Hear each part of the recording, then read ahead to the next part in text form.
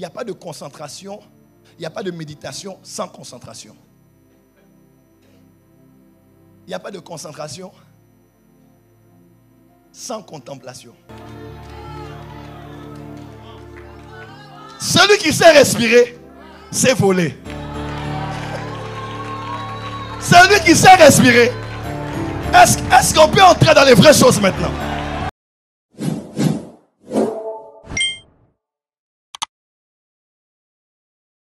Une impression prophétique. Dis avec moi, impression prophétique. Plus fort, impression prophétique. Plus fort, impression prophétique. Qu'on appelle aussi la vision de la tête, la vision mentale.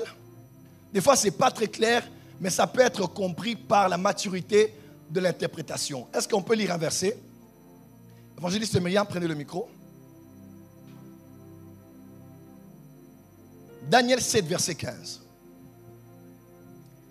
Daniel 7, verset 15.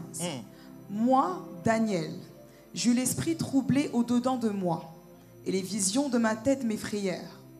Et les visions de ma tête m'effrayèrent. Dis avec moi, les visions de la tête. Les visions de la tête. Les visions mentales. Les visions mentales. Dis encore les visions de la tête. Les visions de la tête. Daniel dit, il eut l'esprit troublé. Pourquoi? Parce que les visions de la tête, il dit, et les visions de ma tête m'effrayèrent. Écoutez-moi, la première dimension des visions, c'est ce qu'on appelle les impressions prophétiques. C'est-à-dire, à l'intérieur de toi, tu as comme une image qui n'est pas très claire. En fait, tu ressens quelque chose. Tu es conscient que ça veut dire quelque chose, mais l'image, soit elle est plus ou moins claire, soit elle devient de plus en plus claire lorsqu'elle grandit en toi. Elle vient de différentes manières.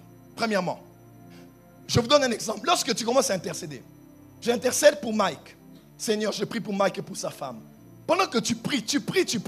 Pendant que tu pries là, tu sens que dans tes paroles, tu es orienté d'une certaine manière en priant pour un de ses enfants.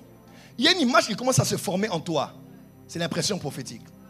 Voilà pourquoi on ne peut pas dire aux chrétiens que les histoires des imaginations sont les histoires du New Age. C'est Dieu qui a mis la capacité d'imaginer en toi. L'imagination est une usine, non seulement pour la créativité, mais l'imagination est une usine aussi pour la foi. Car il est écrit dans Jacques 1 que celui qui doute, qui n'imagine pas qu'il recevra quelque chose de la part de Dieu. Si quelqu'un doute et qu'il n'imagine pas, est celui qui croit, qu'il imagine. Parce qu'un des langages de la foi, c'est aussi l'imagination. En anglais, c'est imagination. Image in. Image in. L'image à l'intérieur. C'est une expression de la foi. C'est une expression de la créativité. Le passé se trouve dans la mémoire, mais le futur se tient dans l'imagination. Oh, tu n'as pas dit amen là où tu es. Le passé se trouve dans ta mémoire, mais ton futur peut être créé dans ton imagination. Les prophètes peuvent le savoir. Des fois, ça m'est déjà arrivé, je viens au culte, je dis, je prophétiserai pour quelqu'un aujourd'hui qui s'appelle tel, qui a un enfant qui s'appelle tel, dont le papa s'appelle tel. À la maison, je crée ça. Je viens à l'église et je trouve la personne qui est là, exactement comme j'ai... L'imagination est une des parties que Dieu a laissées dans l'homme, même après la chute. L'homme peut imaginer, avoir des images et il crée quelque chose. Marc 11, verset 22, 21, 22, 23. Tout ce que vous demanderez en priant, croyez que vous l'avez reçu et vous le verrez s'accomplir. En grec, on dit, voyez que vous l'avez reçu et vous le verrez s'accomplir. Il faut voir 2 fois avant de recevoir. Il faut voir à l'intérieur pour voir à l'extérieur. Est-ce que j'ai parlé à quelqu'un qui est ici? Est-ce que quelqu'un voit à l'intérieur 2025 comment ça sera? Si tu peux voir 2025 à l'intérieur, tu la verras à l'extérieur. Les impressions prophétiques viennent comme ça. Des fois, c'est comme une image, mais c'est au fait Dieu, c'est le divin. C'est le monde spirituel, c'est le Saint-Esprit qui crée cette image en toi. Des fois, elle n'est pas très claire, mais c'est vraiment Dieu qui te parle. Et moi, tu crois que c'est dans ta tête. Quelqu'un te dira, c'est seulement dans ta tête. Dis-le oui. Daniel aussi a dit, les visions de... Nous qui travaillons dans le prophétique, les visions de la tête, c'est aussi ce que l'on voit beaucoup. quand on entre dans le domaine qu'on appelle la méditation. Daddy prie pour moi, j'ai tel souci. Je ne sais pas te dire tout le problème. Ma fille, ne dit pas tout. Je vais prier et j'entre dans ma chambre. Je ferme la porte et je parle au Dieu qui est dans le lieu secret. Il y a 2 dieux que l'on découvre. Le premier Dieu, c'est le Père qui est dans les cieux. Le deuxième Dieu, c'est le Père qui est dans le lieu secret.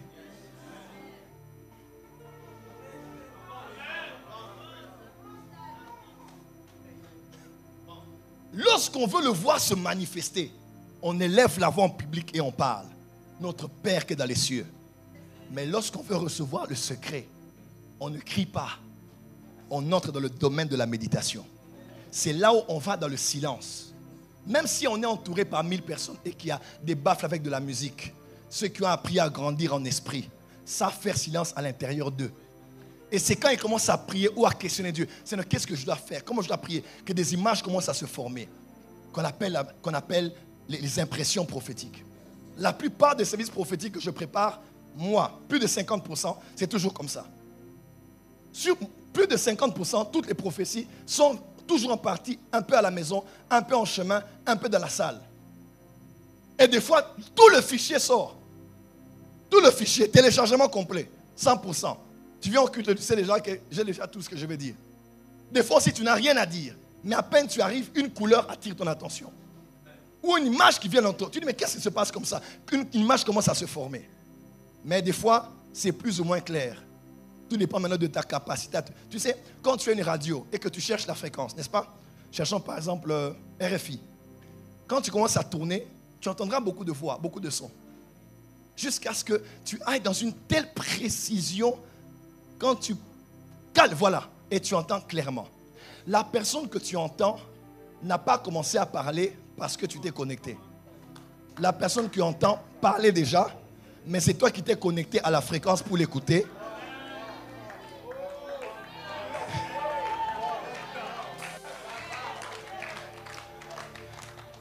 Ici, dans l'atmosphère, il y a des sons et des images. Vous le savez? Quand tu branches un récepteur, tu élèves l'antenne, il te suffit de te connecter et tu entendras ce que les gens sont en train de dire et tu verras les images qui sont en train d'être projetées. Dans l'atmosphère ici, il y a des visions. Tout dépend de ta capacité à te concentrer. Il n'y a pas de concentration, il n'y a pas de méditation sans concentration. Il n'y a pas de concentration sans contemplation. Il n'y a pas de contemplation. Est-ce que je dois dire ça ici? Il n'y a pas de contemplation sans respiration.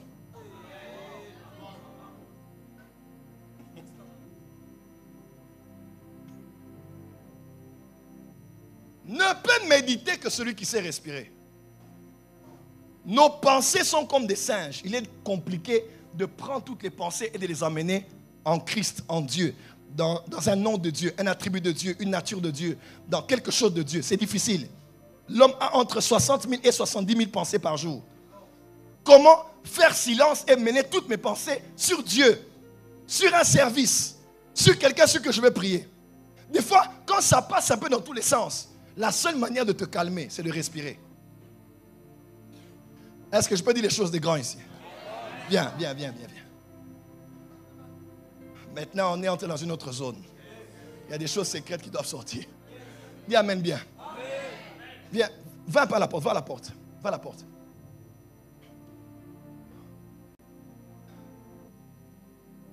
Cours maintenant, viens, cours vite. Tu vois, quand quelqu'un court généralement comme ça, par exemple quelqu'un qui rate un accident, ou quelqu'un qui a été face à un danger, ou quelqu'un, il a eu quelque chose, quand la personne est en train de transpirer, de respirer, d'avoir peur, tout ça, qu'est-ce qu'on lui dit? Hein? On dit quoi? On dit quoi? Respire. Et quand la personne respire, toutes les pensées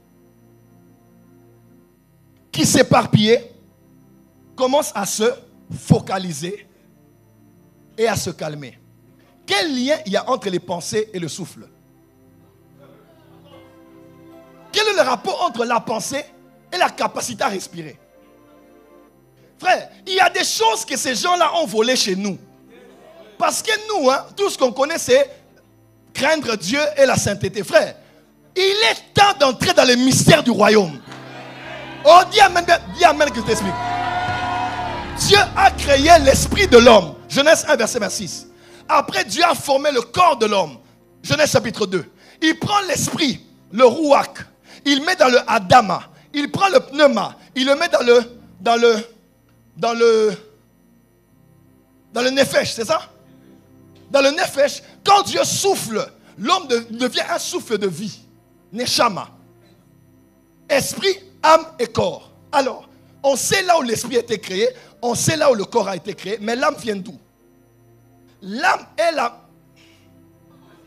Généralement, nous croyons que l'âme est une création accidentelle. Dieu a seulement mis l'esprit et le corps, et bref, ça a créé l'âme. C'est mal réfléchir. Parce qu'on croit que la troisième création de Dieu dans l'homme a été un accident. Et si c'était le but? Et si le but de Dieu c'était, je vais arriver à créer l'âme. Oh. Et pour que j'en arrive à l'âme, je dois mixer l'esprit et le corps. Nous ne sommes pas les gagnants d'esprit. Nous sommes les gagneurs d'âme. Ce qui continue après la mort, c'est l'immortalité de l'âme. Non du corps et de l'esprit. Dis amen bien là où tu es. L'âme est créée. Mais l'âme, où est son habitation? Là où l'âme siège, c'est dans le sang. Parce que le sang est un liquide spirito-matériel. Le sang est liquide, mais le sang est aussi spirituel. Parce que le sang est liquide que je vois, le sang aussi, il y a l'âme dans le sang que je ne vois pas. Mais, pour que ce sang circule dans tout le corps, par le canal du cœur qui pompe le sang, il faut quoi essentiellement? L'oxygène. Le cœur est à côté et les poumons sont ici. Pourquoi les poumons ont la forme des ailes?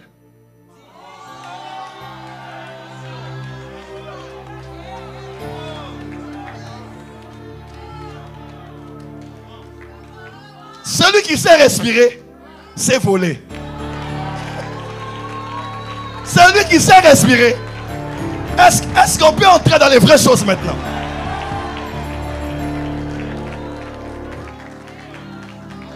La respiration est le processus par lequel l'âme circule dans le sang.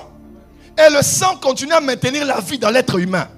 Si on étouffe le lieu où l'expiration et l'inspiration se fait, on étouffe ta bouche, on étouffe tes narines, tu vas saigner et l'âme qui est en toi va sortir.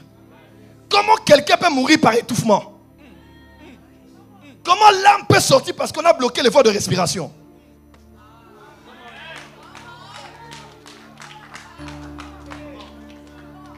Prophète, qu'est-ce que tu veux nous dire? Quand tu médites, c'est Dieu qui nous, c'est pas Satan, c'est Dieu qui nous a donné cette machine. Tu dois savoir comment. Ces gens-là, ils ont pris ça chez nous. On te dit, calme-toi, respire, calme-toi. C'est ça. La respiration assiste la méditation. Et c'est merveilleux, tu es rempli du Saint-Esprit. Tu as la vie de Dieu en toi. Je me dis par exemple, je me concentre sur l'aigle. Dieu est l'aigle, Deutéronome, n'est-ce pas? Autour de lui, il y a des êtres qui ont la forme de l'aigle. D'accord. Je me concentre sur Dieu parce que je crois au prophétique. L'aigle voit 7 fois plus que l'homme. Donc je me concentre sur cette nature de Dieu et je médite sur ça. J'aime le Seigneur et je médite sur ça. Je prends le temps de mettre mes pensées sur lui. Frère, c'est la voix qui ouvre la voie. C'est la voix qui ouvre la voie à la contemplation. Méditer, c'est un peu réfléchir sur le sens vague. Se concentrer, c'est ramener tout à un seul objectif. La méditation aussi comprend tout ça, par définition claire. Tout ce que je explique là, c'est la méditation. Et après, maintenant, la contemplation, ça veut dire, lève-toi mon fils. Je te vois, mais pour te contempler, je m'approche. Je vois maintenant tous les détails.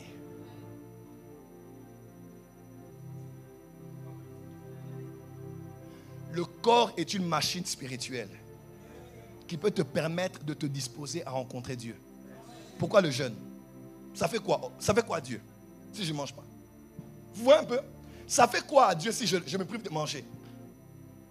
La prédisposition du corps, ta manière d'opérer dans ton corps peut te prédisposer à rencontrer le monde spirituel. Là, ton voisin respire. Je répète, hein, ces gens-là ont volé.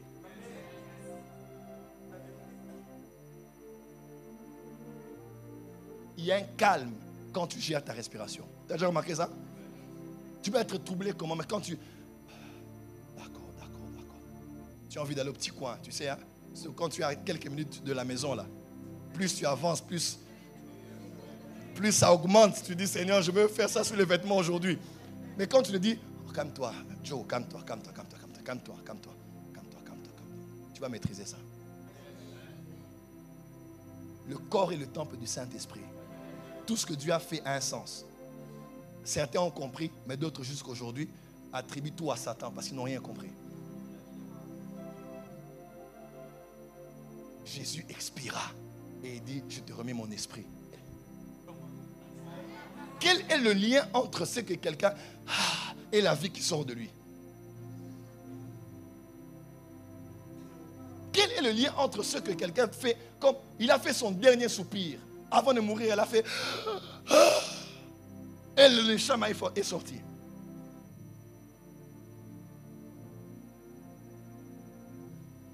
Le souffle, c'est quelque chose. Je te donne une définition. Chaque parole est un souffle articulé. Quand tu parles, tu as soufflé et tu as articulé ce que tu as soufflé.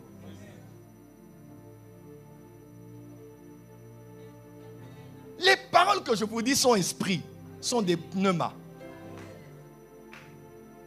Jésus fait recevez le Saint-Esprit. Pourquoi il ne dit pas recevoir? Il fait pourquoi souffler? Il y a quelque chose dans le souffle.